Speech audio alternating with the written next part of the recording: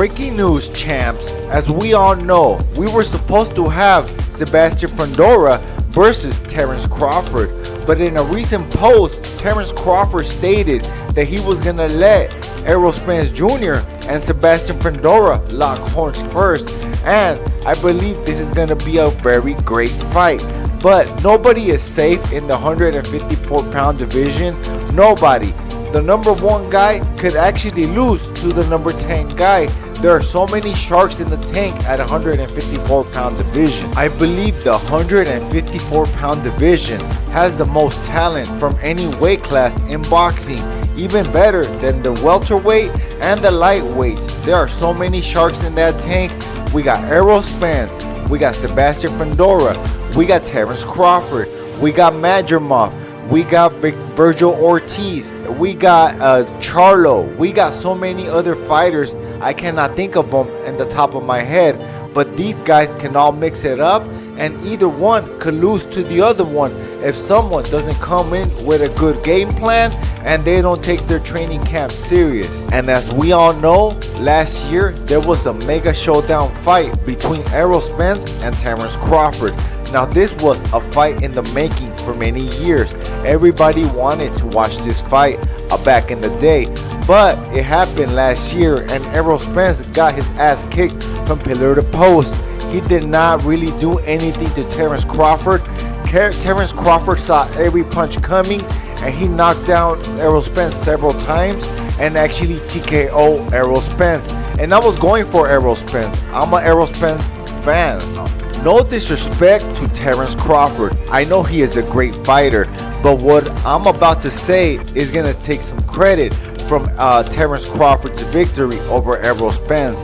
And the whole boxing world knows that was not the same Errol Spence, the same one that fought Ugas, and the same one that beat up everybody else, Danny Garcia, and everything like that. So that was not the same Errol Spence. Everybody says that he was weight drained and there was something terribly wrong with Errol Spence. I believe Rolly Romero could have beaten that version of Errol Spence. I think Avanesian could have beaten that version of Errol Spence. I believe most other fighters that are C-class fighters couldn't beat that version of Errol Spence. The only thing that has not been released is the date and time and city that this fight is going to be taking place. Most likely it's going to be taking place in Texas. But who knows, this is boxing and it could still be a fight for Las Vegas, because to me it's going to be a pretty big fight. But we still don't know because Errol Spence does not have a trainer yet. And as we all know, he used to train with Derrick James throughout his whole career. But now he does not have a trainer because of some money issues. I guess Derrick James tried to sue Errol Spence for some money in the millions. But that's the reason they had to both split up. But I'm still wondering how Errol Spence is going to bounce back from that beatdown. And it is no mystery that Errol Spence does not like taking tune-ups, and he does take a lot of year layoffs.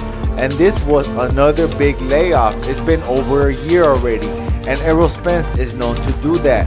But in an interview in the past, I believe he said that he does not have a lot of time left and he is fighting in borrowed time. I have no idea what he meant by that, but maybe it has something to do with the car accidents. It probably shortened his lifespan on boxing. But I am a real big Errol Spence fan, and I just wish he took a tune-up, especially after fighting Terrence Crawford and losing in that fashion. And I believe Sebastian Fundora is far from a tune-up. This guy is a very dangerous fighter. He is very awkward. He fights from the inside and the outside now, but at one point he was just kind of fighting on the inside.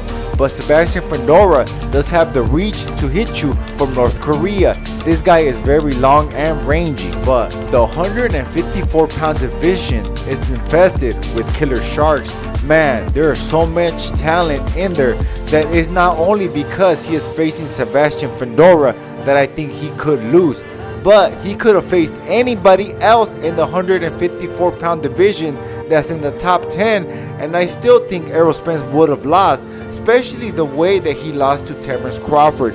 We do not know how much gas tank Errol Spence got in the tank left. He could have fought Charlo, Tim Tszyu, or anybody else. Madrimov, and I still think he would have lost. But I think Madrimov would have been a 50-50 fight. But you just never know. Errol Spence has been out of the ring for a very, very long time. And layoffs are not good for any boxer or any sport at that, because you could be playing basketball, and if you have a year layoff, you can't just be expected to be competing in the highest level, especially if you play in the pros. Like me, I love to play every single sport, but I'm not a sports fan at all. The only sport that I like is boxing, and I used to box myself, but I really do not like any sport to watch. I'm not a fan of any other sport. I don't have a team. I don't have my favorite players. I really don't care about any other sport. I just kind of like watching basketball a little bit, because it's so high, fast paced, and the action never stops. And then when I watch football, it's probably only like the year thing was the Super Bowl, and then that's it. But that's only for the halftime show. But I really don't like that sport. I think it's boring. So guys, don't ever ask me about any other sport. I would not even know what to say.